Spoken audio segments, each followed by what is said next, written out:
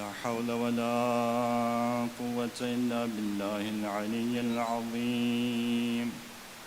حسبنا الله ونعم الوكيل، نعم النصير. رب اشرح لي صدري ويسر لي أمري واحلل عقدة من لساني يفقهوا قولي.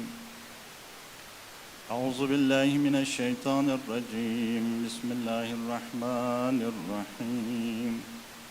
الحمد لله رب العالمين، والعاقبة لأهل التقوى واليقين، والجنة للمطيعين والنار للملحدين والعاصين. ثم الصلاة والسلام على رسوله الكريم حبيب إله العالمين المخاطب بطه وياسين، الذي سمي في السماء بأحمد وفي الأرضين بأبي القاسم محمد. الله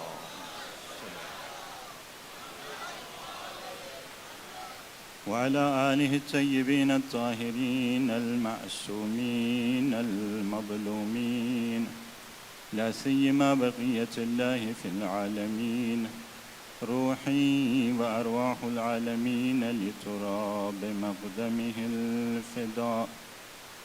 ولعنة الدائمة الأبدية على أعدائهم أجمعين من أول ظلمهم إلى لقاء يوم الدين. أما بعد، فقد قال حق سبحانه وتعالى في كتابه المحكم وقرآنه المتقن وقوله أحسن: أعوذ بالله من الشيطان الرجيم. يا أيها الذين آمنوا اتقوا الله وكونوا مع الصادقين. صلوات النبي محمد وعلى آله.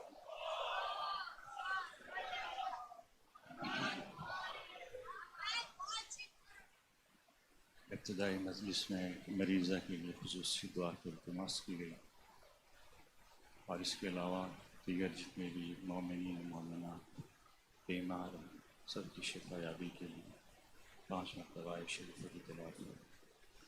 بسم اللہ الرحمن الرحیم۔ أَمَّن يُجِيبُ المضطر إذا دعاه ويكشف السوء أَمَّن يُجِيبُ المضطر إذا دعاه ويكشف السوء أَمَّن يُجِيبُ المضطر إذا دعاه ويكشف السوء أَمَّن يُجِيبُ المضطر إذا دعاه ويكشف السوء أَمَّن يُجِيبُ المضطر إذا دعاه ويكشف السوء ويجعلكم خلفاء۔ خدایا بھی حضرت بیمار کربلا اس مریضہ کو اور جو بھی مومن و مومنات بیمار ہیں شفا عاجل و کامل عنایت فرما۔ صلوات پڑھ لیجئے محمد و آل محمد۔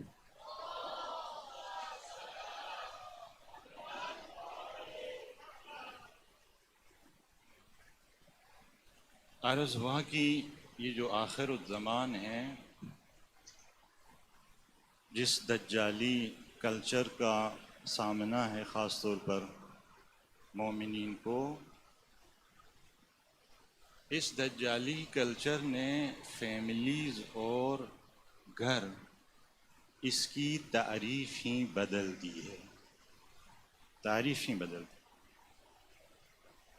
آپ دیکھیں اس دجالی کلچر کے اندر ایک مرد دوسرے مرد سے شادی کرے، ایک چھت کے نیچے رہے، وہ گھر ہے۔ ایک عورت دوسری عورت سے شادی کرے، ایک چھت کے نیچے رہے، وہ بھی گھر ہے۔ ایک مرد عورت سے شادی کرے، ایک چھت کے نیچے رہے، وہ بھی گھر ہے۔ ایک عورت بچے کے ساتھ، صرف بچے کے ساتھ، باپ کا نہیں پتہ کون ہے۔ ایسا نہیں کہ باپ مر گیا ہے اور بیوہ ہو گئی، نہیں، باپ کا پتہ ہی نہیں کون، نامشروع بچہ، اس کے ساتھ ایک چھت کے نیچے رہیں، وہ بھی گھر ہے اس دجالی کلچر کے. اسی طرح ایک مرد عورت بغیر کسی نکاح کے عقد کے ایسے ہی جیسے وائٹ میریجز اس وقت اس دجالی کلچر کے اندر عام ہو رہی ہیں کہ جی ہم بس ایک دوسرے کو پسند کرتے ہیں، ایک چھت کے نیچے رہ سکتے ہیں، جس طرح سے مرضی زندگی گزاریں. یہ بھی فیملی ہیں اور وہ چھت گھر ہے. جبکہ اسلام کی تعریف بالکل مختلف ہے.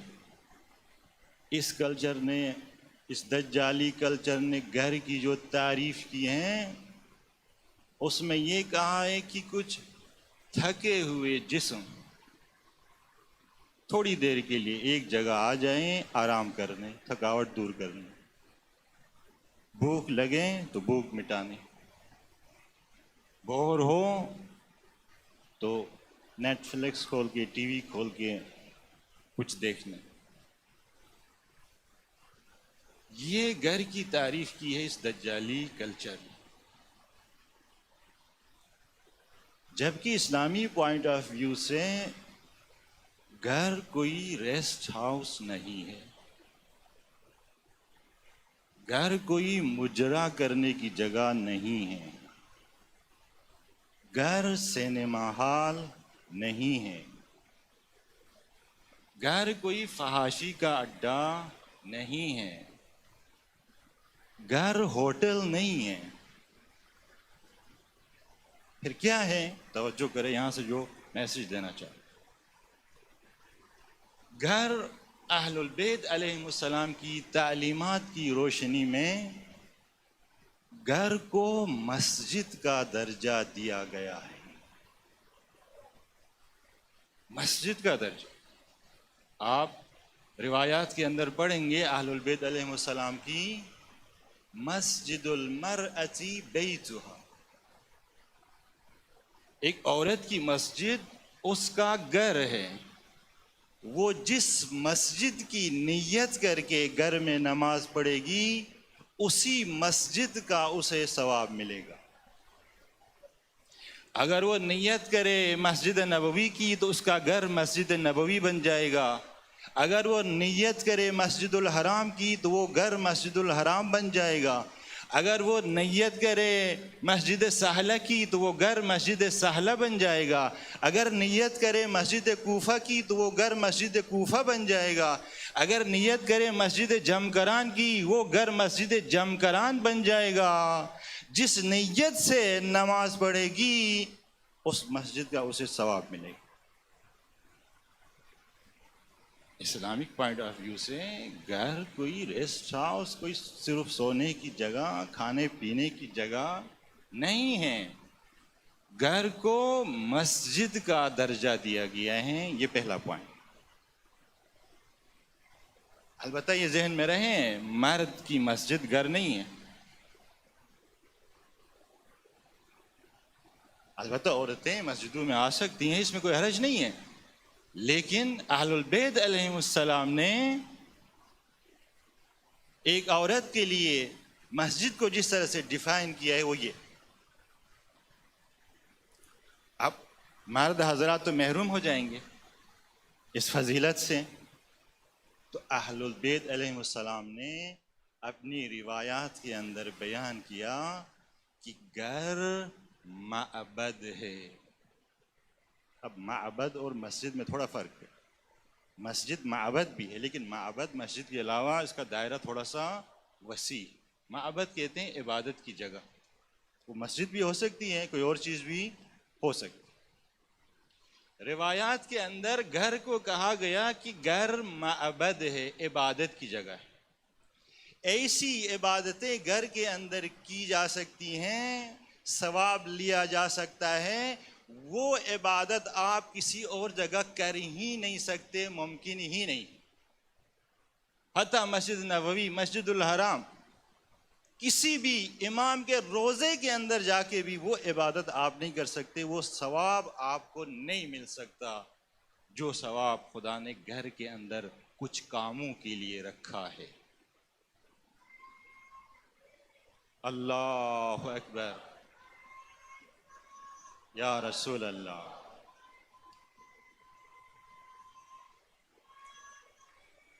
یا علی یا علی یا علی اللہم صلی علی محمد وآل محمد. معبد ہے، عبادت کی جگہ ہے گھر. رسول اکرم سے حدیث ہے جلوس المرء عند عیالہ احب الی اللہ من اعتکاف مسجدی ھذا. اللہ اکبر. ایک شوہر کا کچھ دیر کے لیے اپنی بیوی کے پاس جا کے بیٹھنا خدا کو مسجد نبوی کے اندر اعتکاف کے لیے بیٹھنے سے زیادہ عزیز ہے. اعتکاف سے زیادہ. یہ باہر کہے نہیں، کیونکہ باہر ہم بہت ایکٹنگ کرتے. گھر سے باہر یہ ثواب نہیں ملے گا. گھر سے باہر کیونکہ لوگوں کی نظروں میں ہوتے ہیں ہم بڑی ایکٹنگ کرتے. گھر کے اندر انسان کھل جاتا ہے، آزاد ہے گھر کے اندر. گھر لوگ دیکھ رہے ہیں، رشتہ دار، عزیز، دوست، یار، وہاں تو بیٹھ کے میاں بیوی بڑی پیار محبت کی باتیں ہوتی ہیں. گھر سے باہر، یہ گھر سے باہر بیٹھنے میں یہ ثواب نہیں ہے.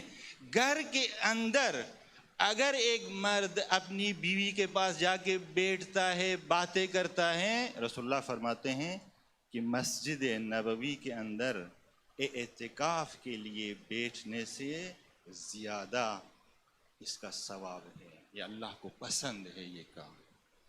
یہ نہیں کہا کہ ساتھ بیٹھ کے کوئی ذکر پڑھے، قرآن کی تلاوت کریں، نہیں، بس جسٹ بیٹھ کے باتیں کرنا. یہ ثواب آپ کو کہیں نہیں ملے گا. کسی امام کے روزے میں بھی آپ کو یہ ثواب گھر میں ملے گا. صرف گھر کے اندر میں. گھر کے اندر میں. مولانا امام جعفر صادق سے حدیث ہے، فرماتے ہیں اللہم صلی علی محمد وآل محمد. ما من مرأة تسقی زوجها شربة من ماء الا كان لها خيرا من عبادة سنة صيام نہارها وقیام لیلها. عجیب روایت، عجیب روایت. ایک عورت اپنے شوہر کو ایک گلاس پانی پلائے، شربۃ من ماء،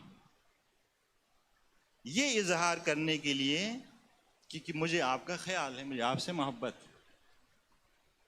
فرماتے ہیں کہ کان خیرا لہا من عبادت السنۃ، ایک سال کی عبادت سے افضل ہے یہ کام. کیسی عبادت؟ صیام نہارها، کہ دن کو اس نے روزہ رکھا ہو، وقیام لیلها، اور رات نماز تہجد، دعا، استغفار میں گزاری. یہ ثواب پانی پلانا، گھر کے اندر پانی پلانا. گھر کے باہر جتنا پانی پلائے یہ ثواب نہیں ملے گا. گھر کے اندر، گھر سے باہر تو ہم بہت کچھ دکھاوے کے لیے کرتے. یہ ثواب کہاں ملے گا؟ یہ ثواب گھر کے اندر. ایک زوجہ اپنے شوہر کو ایک گلاس پانی اگر پلاتی ہے، اتنا ثواب. مولا علی گھر کے اندر دال صاف کر رہے تھے. دال، جو کھانے کی جو دال ہوتی ہے، وہ دال صاف کر رہے تھے. رسول اللہ تشریف لے آئے. رسول اللہ نے جب دیکھا کہ مولا علی دال صاف کر رہے ہیں تو یہ کام دیکھ کے بعض مومنین ہنس رہے ہیں. شاید گھروں کی ایسی سچویشن ہوگی، حالت ہوگی. صلوات پڑھ لیجیے محمد و آل محمد پر.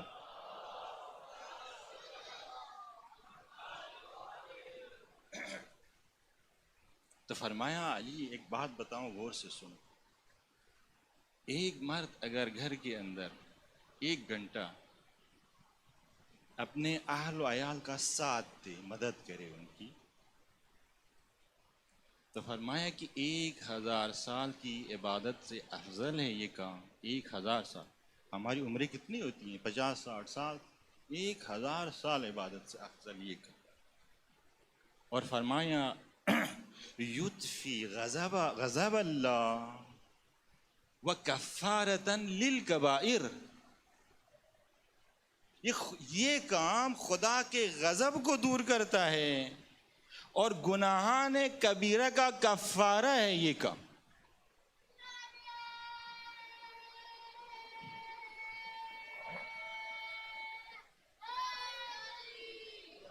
یا علی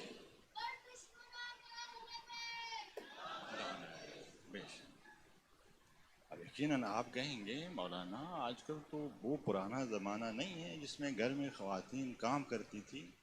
آج تو نوکر رکھے ہوتے ہیں، وہ سارا کام کرتی ہیں، پانی بھی جو ہیں وہ لاتی ہیں، کھانا بھی وہ پکاتی ہیں، جھاڑو بھی وہ دیتی ہیں. دیکھیں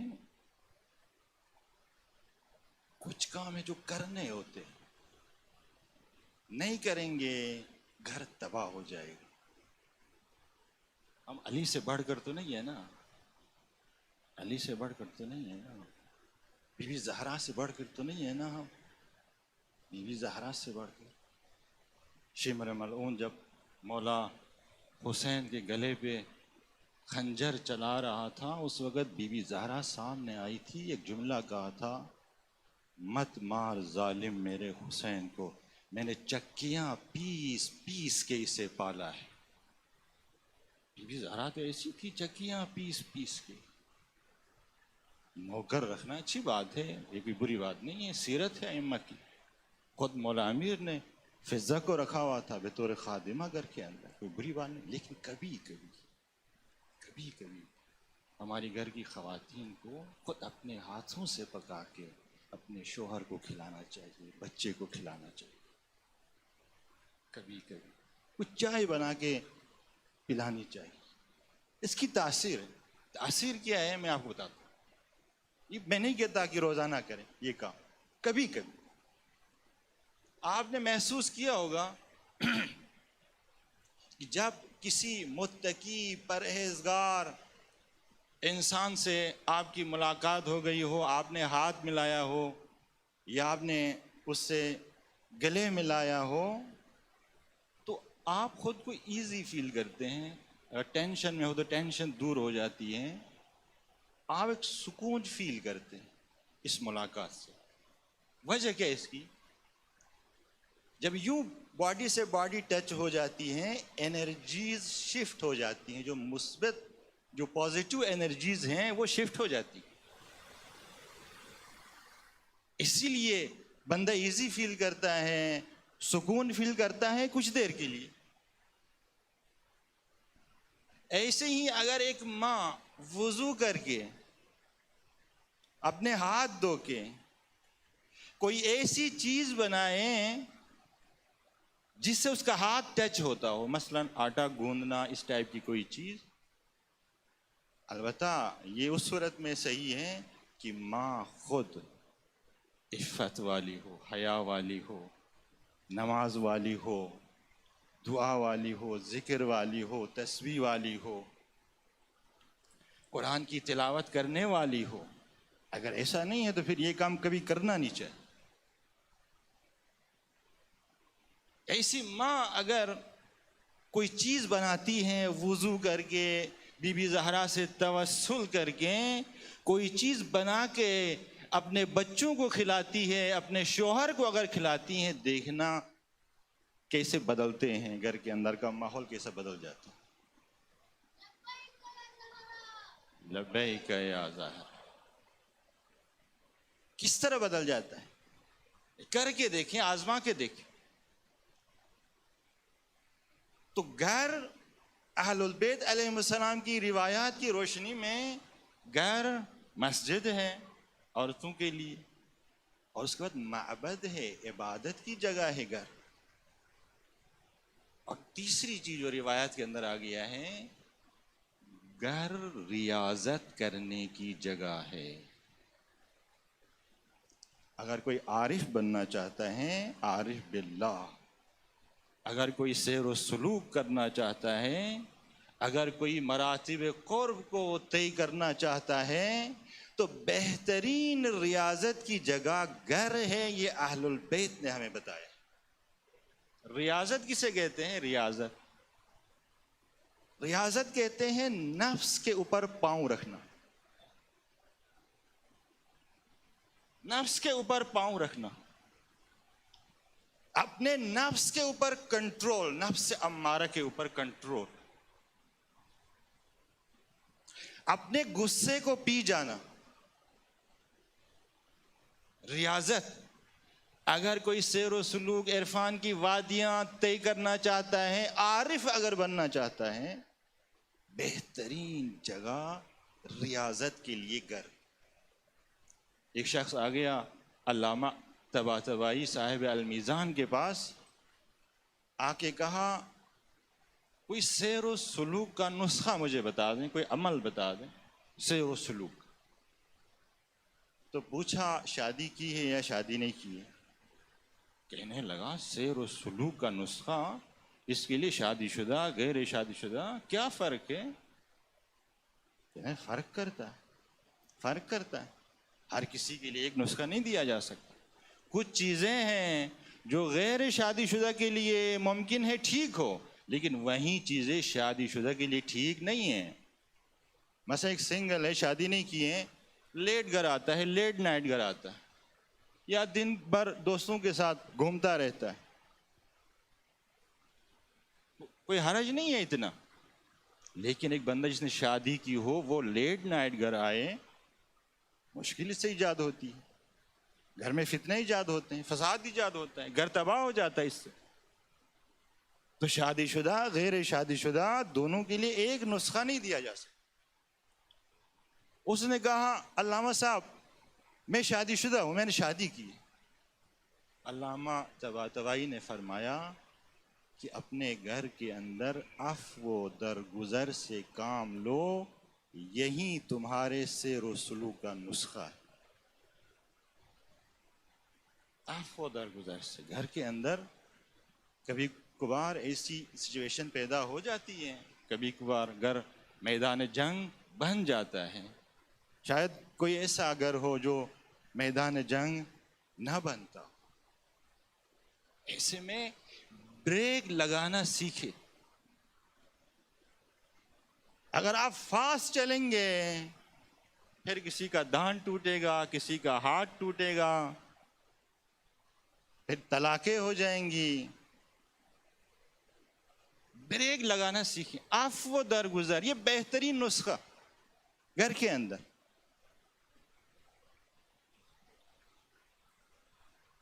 علامہ جعفری نام سنا ہوگا، علامہ تقی جعفری، محمد تقی جعفری، بہت بڑے فلسفی گزرے ہیں اپنے مکتب کے۔ کہتا ہے کہ زندگی میں ایک وقت ایسا آیا، وہاں میں نے ایک کام ایسا کیا کہ خدا نے اس کام کے بدلے بہت کچھ مجھے عطا کیا، بہت کچھ میں سوچ بھی نہیں سکتا تھا۔ وہ رزق معنوی جو میں نے پہلی مجلس میں پڑھا تھا، بہت سارا معنوی رزق خدا نے مجھے عطا کیا۔ کہتا ہے ایک دن بیوی کے ساتھ جھگڑا ہوا، دونوں کی آوازیں اونچی ہونے لگی، گردن کی رگیں جو ہیں وہ موٹی ہونے لگی، ٹیمپریچر 100 سے اوپر۔ کہتا ہے کہ ایک دم میں نے اپنے آپ سے کہا کہ ہم انسان ہیں، جانور نہیں ہیں، اس طرح ایک دوسرے کے پیچھے لگے رہیں۔ کہتا ہے فوراً میں جھک گیا اور اپنی وائف کا ہاتھ تھاما اور بوسہ دیا۔ کہتا ہے اس کام کے بعد ایسے دروازے خدا نے میرے لیے کھولے جس کا میں تصور بھی نہیں کر سکتا تھا، اور میری بیوی کے اندر میرے لیے ایسی محبت ڈال دی جس کا میں تصور نہیں کر سکتا تھا۔ بے تحاشا میری بیوی کے دل کے اندر میرے لیے محبت ڈال۔ بیوی سمجھنے لگی کہ کتنا بڑا پن ہے اس کے پاس، کتنا اپنے نفس کے اوپر کنٹرول ہے اسے، دیکھیں کس طرح سے غصہ پی جاتا ہے۔ سوء الخلق یفسد العمل، یہ روایت ہے. اگر ہمارا اخلاق برا ہوگا تو یہ برا اخلاق ہمارے اعمال کو ضائع کر دیتا ہے. برا اخلاق. صبر کرنے کی پریکٹس. ریاضت ایسے ہی ہے نا، بندہ صبر کرتا ہے، سختیاں برداشت کرتا ہے. ایک عارف باللہ عرفان کی وادیوں میں قدم رکھتا ہے، سختیاں برداشت کرتا ہے، نفس جو کہتا اس پر عمل نہیں کرتا، نفس کو اپنے پاؤں کے نیچے رونڈ ڈالتا ہے، پھر جا کے عارف بنتا ہے، پھر جا کے عارف بنتا ہے، مراتب قرب کو طے کرتا ہے.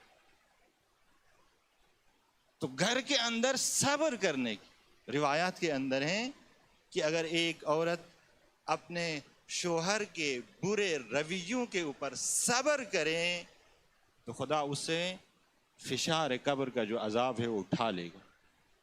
اور یہی مرد کے لیے بھی ہے. ایک مرد اگر اپنی بیوی کے برے اخلاق کے اوپر صبر کرے تو فشار کا قبر کا عذاب اٹھائے گا. دلیل کیا ہے؟ مولا علی نے نہج البلاغہ میں دی اس کی. ایک خدا 2 دفعہ کسی کو عذاب نہیں کرتا. اس نے فشار گر برداشت کیا ہے، اب فشار قبر بھی برداشت کرے. فشار گر برداشت کیا ہے، فشار قبر 2 دفعہ عذاب نہیں ہو سکتا. اٹھاتا ہے خدا فشار عذاب کو. تو عزیزو، گھر کیا ہے؟ گھر جو ہے وہ ریاضت کی جگہ ہے.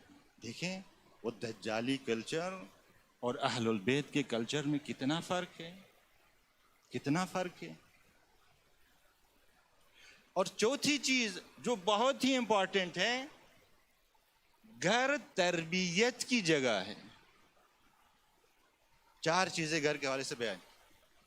گھر مسجد ہے، گھر معبد ہے، گھر ریاضت کرنے کی جگہ ہے، اور گھر تربیت گاہ ہے، تربیت کرنے کی جگہ ہے. اب تربیت کا نام سنتے ہی یقیناً سب کے ذہنوں میں آ گیا ہوگا کہ بچوں کی تربیت کی جگہ ہے. نہیں، گھر سب سے پہلے بڑوں کی تربیت کی جگہ ہے. بچوں کی باری بعد میں آتی. جب بندہ شادی نہیں کرتا ہے تو اسے پتہ نہیں ہوتا کہ اس کے اندر کس قسم کی صفات ہیں، وہ کیسا آدمی ہے، اس کا رویہ کیسا ہے، اس کا اخلاق کیسا ہے، وہ کسی سے حسد کرتا ہے یا نہیں کرتا، کسی کے بارے میں سوء ظن رکھتا ہے نہیں رکھتا، بخیل ہے نہیں ہے. ان چیزوں کا شادی سے پہلے انسان کو پتہ نہیں چلتا. شادی کرنے کے بعد پتہ چلتا ہے اوہو میں تو کتنا بخیل ہوں، کنجوس ہوں، بچوں کو کچھ کھلاتا بھی نہیں ہوں. پہلے پتہ نہیں چلے گا. وائف فون میں بات کر رہی کسی سے، آگے فوراً چہرہ بگاڑ کے کس سے بات کر رہی ہو؟ بندے خدا سوچ لو، ہو سکتا ہے اپنے بابا سے بات کر رہی ہو، اپنی ماں سے بات کر رہی ہو، بھائی سے، بہن سے. سوء ظن شادی سے پہلے پتہ نہیں چلتا، شادی کرنے کے بعد پتہ چلتا ہے کہ میرے اندر یہ بری صفت ہے.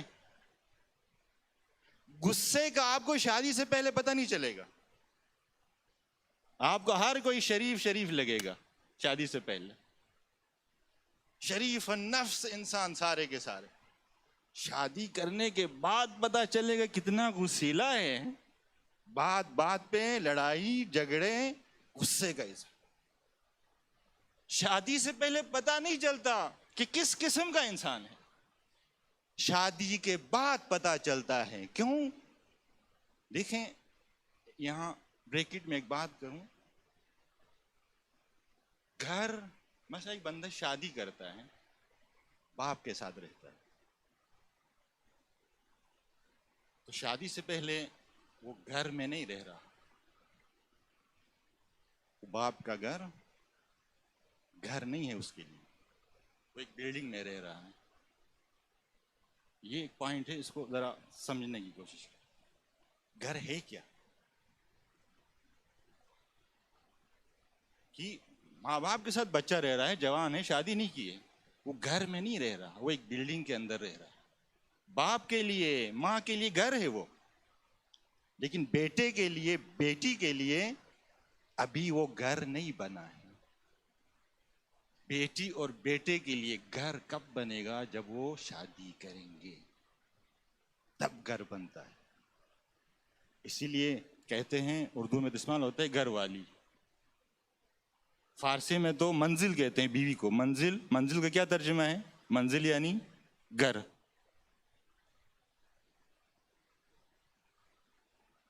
تو بہت ساری صفات شادی کرنے کے بعد، کیونکہ گھر کے اندر انسان کھل جاتا ہے، جو اندر ہے وہ باہر آ جاتا ہے، جو اندر ہے باہر آ جاتا ہے۔ مولانا امام جعفر صادق سے روایت ہے،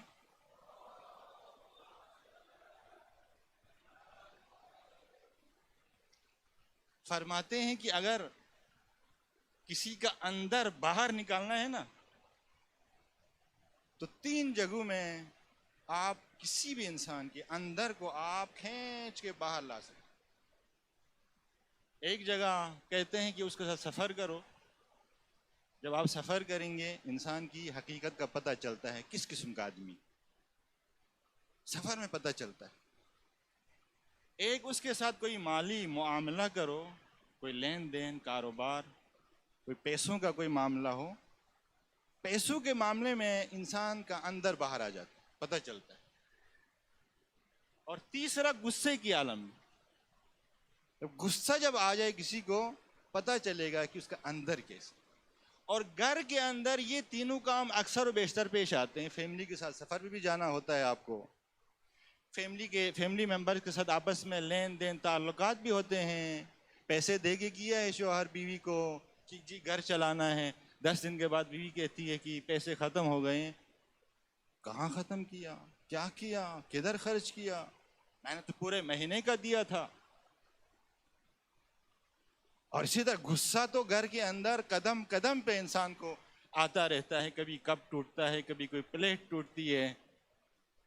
بعضوں کے ہاتھ میں تو گھر کے اندر آتے ہی ایک ہاتھ میں جھاڑو ہوتا ہے، دوسرے ہاتھ میں چپل ہوتا ہے کہ دیر سے کیوں آ گئے۔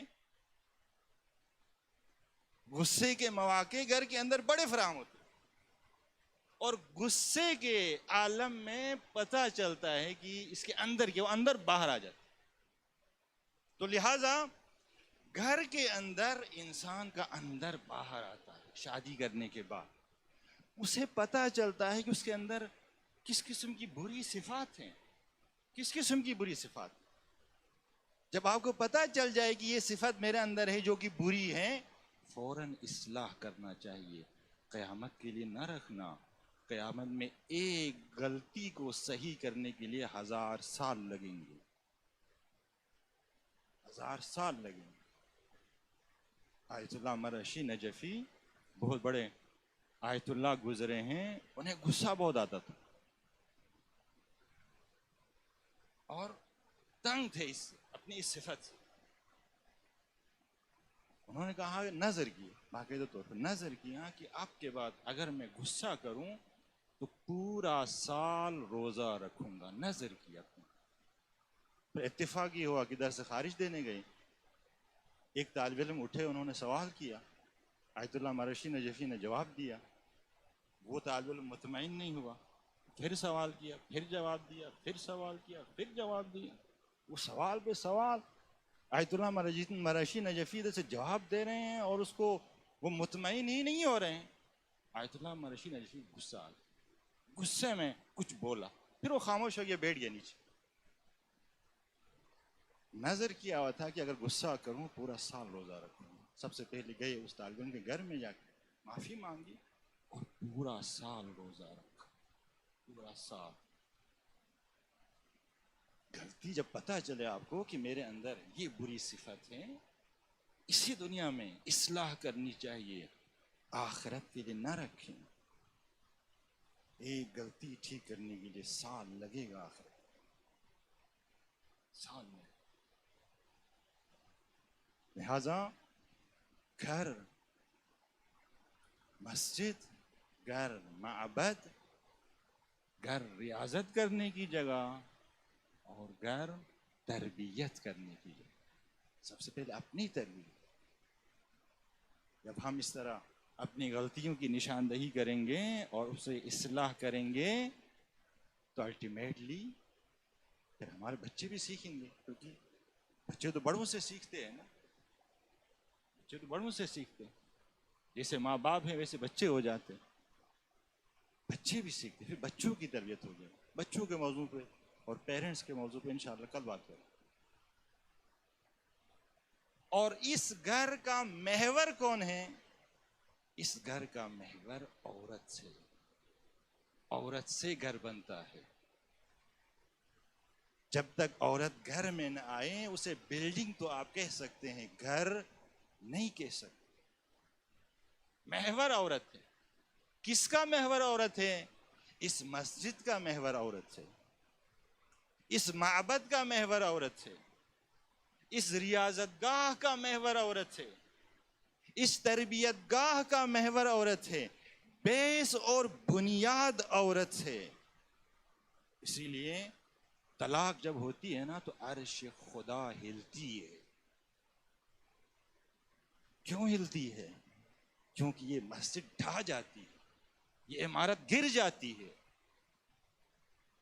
یہ معبد گر جاتا ہے، یہ ریاضت گاہ گر جاتی ہے، یہ تربیت گاہ گر جاتی ہے، زلزلہ آتا ہے عرش خدا کے اندر۔ اس لیے طلاق اچھی چیز نہیں ہے، بری چیز ہے۔ تو محور عورت، بیس عورت، یہ عورت ہے جو جوڑ کے رکھتی ہے سب کو۔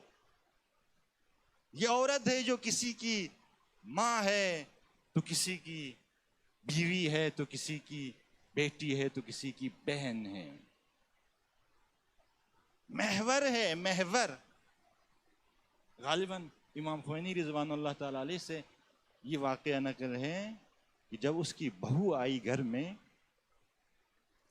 اور بچہ اسے جب ہوا بہو کو، تو کچھ دن کے بعد آئے اور بہو سے کہا حاضر ہو میرے ساتھ ایک معاملہ کرو۔ کہنے لگی کہ کس قسم کا معاملہ؟ کہا کہ میں نے اب تک کی اپنی زندگی میں جتنے مستحب اعمال انجام دیے ہیں، مستحب، واجب نہیں، واجبات کے ساتھ معاملہ نہیں کر سکتے، وہ تو واجب ہے۔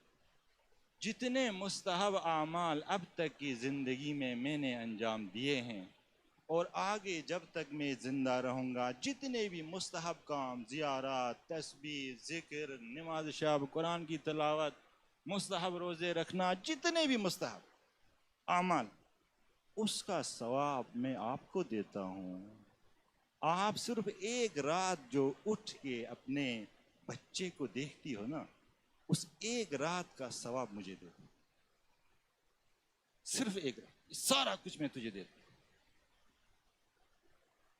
ایک ماں ایک رات اپنے بچے کے لیے جو زحمت اٹھاتی ہے، اپنے لیے تو ہر کوئی زحمت اٹھاتا ہے نا، کسی اور کے لیے اس طرح زحمت اٹھا، اس ایک رات کا ثواب دو مجھے، میں اپنے تمام مستحب اعمال کا ثواب آپ کو دیتی ہوں۔ محور عورت سے کیا مقام دیا ہے اسلام نے عورت کو؟ یہی ماں کی گود ہے کہ حسین ابن علی جیسے پیدا ہوئے، حسین ابن علی جیسے۔ یہ کاروان جب نکلا ہے نا مدینے سے تو بہت سارے لوگ مولا حسین کے ساتھ تھے، لیکن مولا حسین دیکھ رہے تھے کہ ان کے اندر کربلا جانے کی اور میرے ساتھ شہید ہونے کی وہ ظرفیت موجود نہیں ہے، لہٰذا امام حسین نے راستے میں موقع فراہم کیے ان کو نکالنے کے لیے۔ امام حسین نے لشکر ایسے تشکیل نہیں دیا، جو 72 کا لشکر ہے نا، ایسے تشکیل نہیں دیا، بہت ساروں کو راستے میں امام حسین نے نکالا ہے، ڈائریکٹ نہیں نکالا، انڈائریکٹ نکالا ہے، بہانے فراہم کیے، موقع فراہم کیے۔ ایک جگہ پہنچے، کہا کہ اس لیے آئے ہو کہ میرے ساتھ شہید ہو کے جنت میں جاؤ گے؟ کہ میں حسین تمہاری جنت کی ضمانت دیتا ہوں، چلے جاؤ۔ پھر ایک اور جگہ جا کے کہا کہ جانے سے شرماتے اگر ہو تو فلاں فلاں جگہ پہ میری زمینیں ہیں، جاؤ ان زمینوں کو آباد کرو، آباد کر کے اس کا جو محصول آئے گا اسے غریبوں فقیروں میں لے جا کے تقسیم کرو۔ لوگ اگر پوچھیں کہ گئے تو حسین کے ساتھ تھے لیکن واپس آ گئے، تو کہنا کہ حسین نے اس کام کے لیے ہمیں واپس بھیجا۔ پھر شب عاشور چراغ گل کر کے مولا نے کہا جس کو جانا ہے جاؤ۔ بہت سارے نکل کے چلے گئے، جو اہل نہیں تھے یوں مولا حسین نے بہانے فراہم کیے انہیں نکالنے کے لیے، اور جن کو بلانا مقصود تھا اسے خط لکھ کر بلایا، حبیب آ جاؤ۔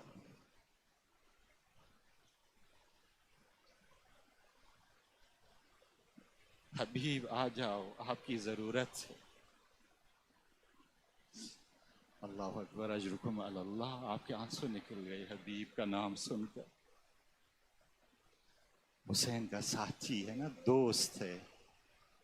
مدینے میں حسین کے پیچھے پیچھے چلتے تھے، جہاں حسین جاتے تھے حبیب حسین کے پیچھے، جہاں حسین قدم رکھتے تھے اسی کے اوپر حبیب اپنا قدم رکھتے تھے، پھر اس مٹی کو اٹھاتے تھے اپنے سر پر ڈالتے تھے۔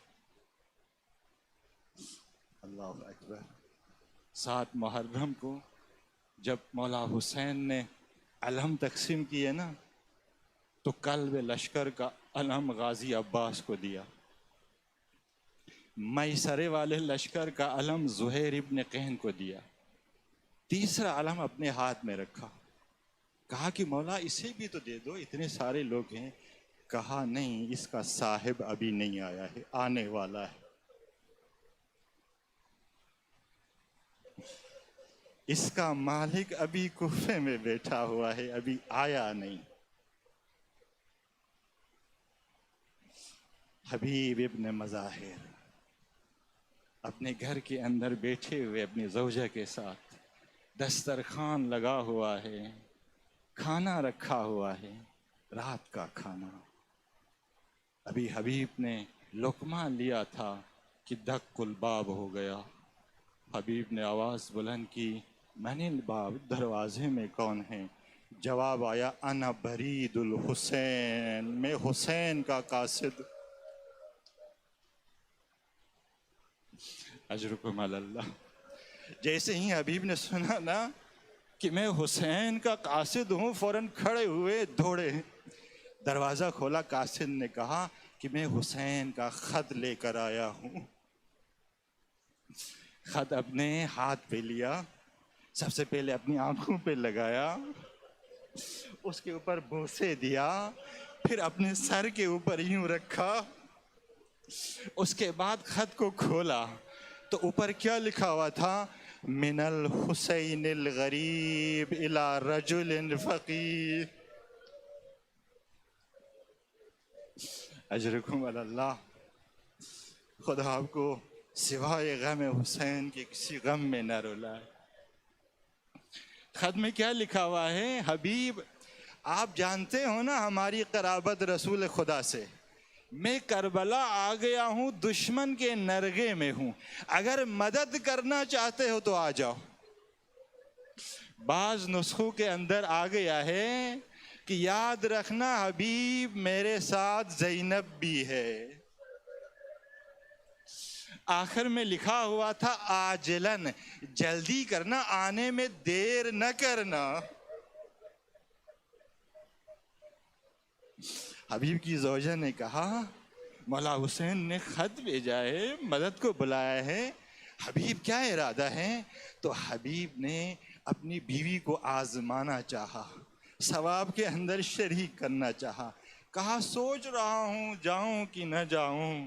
تو زوجہ کہنے لگی اس میں سوچنے والی کون سی بات ہے؟ نواسہ رسول بلا رہا ہے اور آپ سوچ رہے ہو، اگر جانا نہیں ہے تو اپنی تلوار مجھے دے دو، میں چلی جاتی ہوں۔ حبیب نے اپنے غلام سے کہا کہ میرا گھوڑا تیار کرو، کوفے کے باہر جاؤ، میرا انتظار کرو، حالات صحیح نہیں ہیں، میں رات کی تاریکی میں بے راہا راستوں سے آپ سے آ کے ملوں گا۔ غلام نے گھوڑا تیار کیا، نکلے کوفے سے باہر۔ حبیب نے بھی تیاری پکڑ لی، گھر سے باہر جیسے آئے نا، مسلم ابن اوسجہ کو دیکھا۔ مسلم ابن اوسجہ کو دیکھا، حبیب نے کہا مسلم کدھر جا رہے ہو؟ کہا کہ خضاب ہاتھ میں تھا، خضاب لگانے جا رہا ہوں، حمام جا رہا ہوں۔ کہا حسین نے خط بھیجا ہے، میں کربلا جا رہا ہوں، نہیں آؤ گے میرے ساتھ؟ اسی جگہ پر مسلم ابن اوسجہ نے خضاب پھینکا، حبیب کے ساتھ تیار ہو گئے۔ اب جیسے حبیب پہنچا نا اپنے غلام کے پاس، کافی دیر ہو گئی تھی، تو غلام گھوڑے سے مخاطب ہو کر کہتا ہے، اے میرے آقا کے گھوڑے، پریشان نہ ہونا، اگر میرے آقا نہ آئے تو میں آپ کے اوپر سوار ہو جاؤں گا اور نواسۂ رسول کی نصرت کے لیے جاؤں گا۔ جب حبیب نے اپنے غلام کی آوازیں سنی نا، باتیں سنی نا، تو کہا جب کہ تجھے میرے آقا سے اتنی محبت ہے تو میں تجھے آزاد کرتا ہوں، چلے جاؤ۔ یہ سننا تھا۔ غلام نے کہا آقا جب آپ کی خدمت میں تھا تو اپنے ساتھ رکھا، اب نواسۂ رسول کو ضرورت ہے تو مجھے الگ کر رہے ہو۔ حبیب مسلم بن اوسجہ اور اپنے غلام کے ساتھ حبیب نے خاک کربلا کے اوپر پاؤں رکھا۔ ادھر حسین کے خیمے میں ہلچل مچ گئی۔ مولا حسین نے کہا عباس تیار ہو جاؤ، اکبر تیار ہو جاؤ، میرا بھائی آ رہا ہے کوفے سے، استقبال کے لیے جانا ہے۔ حبیب آئے، مولا حسین نے خود استقبال کیا، تکبیریں بلند ہو گئی، اتنے میں فضا آ گئی، زینب کی طرف سے پیغام لے کے کہا حبیب زینب نے سلام بھیجا ہے۔ جب یہ سنا نا حبیب نے تو خاک کربلا پر بیٹھ گئے، اپنا امامہ اتارا، خاک کربلا کو سر کے اوپر ڈال دیا، کہا واہ غریب الوطنی، رسول ذاتیہ ان غلاموں کو سلام بھیجے۔ اللہ اکبر، اجرکم علی اللہ۔ بس آخری جملے سنیں، آخری جملے سنیں، دعاؤں میں مجھے بھی یاد رکھ لیجئے گا۔ حبیب گئے، جنگ لڑنے گئے، کہتے ہیں 90 سال کا بوڑھا جوانوں کی طرح لڑا، 80 کے قریب اشقیاء کو فنار کیا، آخر کب تک لڑتا؟ جب گھوڑے سے گرے ہیں نا تو مولا حسین کو اپنا آخری سلام کہا۔ جیسے ہی مولا حسین حبیب کے سرانے پہنچے ہیں نا، حبیب کی جان نکل چکی تھی۔ آسمان کی طرف مولا حسین نے ہاتھ بلند کر کے کہا اے خدا میں گواہی دیتا ہوں یہ وہ شخص ہے جو ایک رات میں پورا قرآن ختم کرتا تھا۔ حسین نے حبیب کے لاشے کو اٹھانا چاہا، اٹھایا نہیں جا رہا تھا۔ غازی عباس آ گئے، مولا آپ زحمت نہ کرے میں اٹھاتا ہوں۔ مولا حسین نے کہا عباس ہٹ جاؤ، یہ میرا مہمان ہے، کوفے سے میری مدد کے لیے آیا تھا نا، اسے میں خود اٹھاؤں گا۔ مولا حسین نے حبیب کے لاشے کو اٹھایا، 2 قدم چلے تھے، پاؤں لڑکھلانے لگے۔ علی اکبر آگے آ گئے، کہا بابا میں اٹھاتا ہوں حبیب کے لاشے کو۔ مولا حسین نے کہا اکبر نہیں، میں خود حبیب کے لاشے کو اٹھا کے گنج شہیدہ لے جاؤں گا۔ مولا حسین نے ایک ایک شہید کے لاشے کو اٹھا کے گنج شہیدہ کے اوپر رکھا۔ میں سوال کروں گا مولا حسین جب آپ تنہا ہوں گے، گھوڑے کی زین سے جب گریں گے، اس وقت آپ کا لاشا اٹھانے والا کوئی نہیں ہوگا، نہ عباس ہوگا، نہ قاسم ہوگا، نہ اکبر ہوگا، نہ حبیب ہوگا۔